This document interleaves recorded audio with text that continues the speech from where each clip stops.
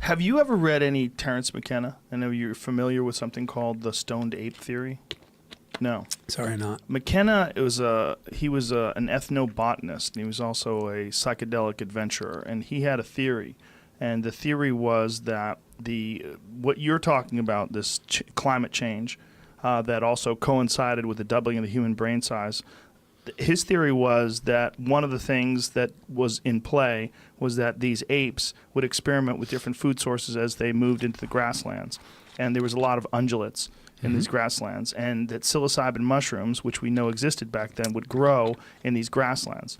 And that these apes started consuming psilocybin mushrooms, and it led them to be more creative, and it also led to specific traits like the development of language.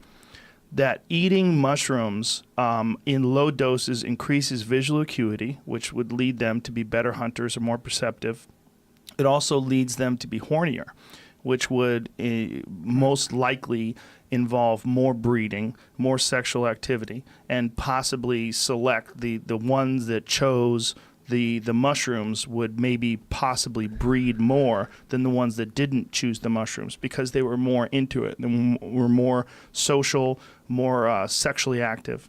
And he has a series of, his brother Dennis, who's still alive, detailed it on a podcast we did, the very first podcast we did.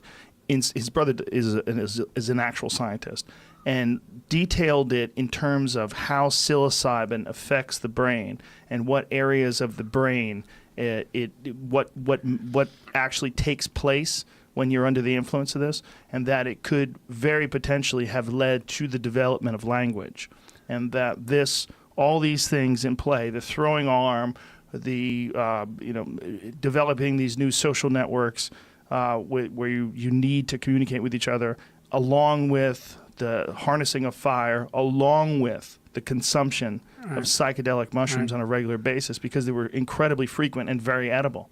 All right, that's total trip. I've never heard of that before. Fascinating. Yeah, it would be really, that's a really good example of some random thing. If it really did play that role, how random that is that these frickin' things happen to be growing there and that they happen to be attracted to them and ate them. We know that animals like to get high.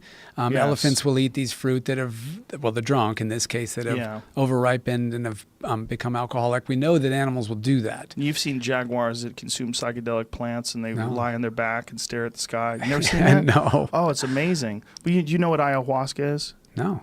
Ayahuasca is it's a way that these people in the rainforest developed untold thousands of years ago of developing an orally active version of dimethyltryptamine.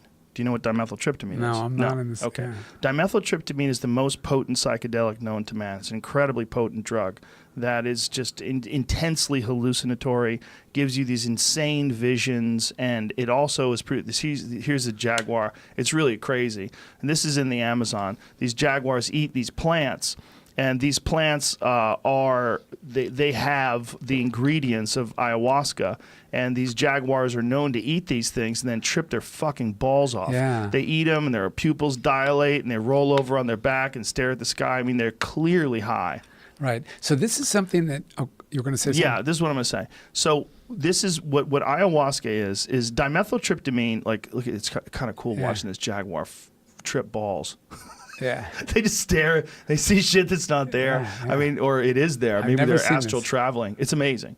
So what ayahuasca is there's dimethyltryptamine, which is this incredibly potent psychedelic drug, is produced in the human body. It's produced by the liver, it's produced by the lungs, and they also believe it's produced by the pineal gland, which is literally your third eye. The pineal gland in certain reptiles actually has a retina and a lens. I mean, it's like an eyeball. And they think, and the Egyptians called it the seat of the soul, and they think that this is one of the reasons why they have this obsession with this gland in Eastern mysticism, is somehow or another they figured out that this is the gland that produces this incredibly potent psychedelic drug. This psychedelic drug, dimethyltryptamine, also exists in thousands of different plants. The problem is when you consume it orally, your body produces something in your gut called monoamine oxidase, and monoamine oxidase breaks it down. So what these indigenous people figured out is how to combine one plant, which contains this psychedelic compound with another plant which contains a natural MAO inhibitor called harmine. So they brew this all together, much like they did to the cassava, which we have no idea how they figured that out. Right. They brew this stuff up together, and they create this psychedelic tea called ayahuasca. And ayahuasca, now they have all these trips where people go down to Peru and take this stuff and trip their fucking balls off.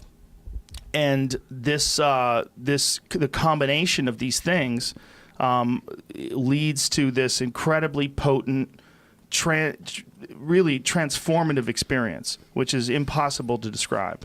And that this psychedelic drug. Why did I bring that up? What was? Well, we were talking about how maybe chimps or these early ancestors did something similar, which pushed them along this path of starting to communicate. Right, but how did I get to DMT? How did I get to ayahuasca? There are a couple of links in that chain. Maybe it was because of animals that get high. That's what it was. So this is what this. That's exactly what it was. It was the jaguar getting high on DMT. That's what they think the jaguar is doing. The jaguar consuming this stuff, it's making him trip on DMT. And DMT is, I mean, it's fun. It's a really exciting experience. So Robert Trivers is this wonderful biologist who started a lot of the kinds of work that we're talking about going in the 70s, calls these sorts of things a phenotypic indulgence, right?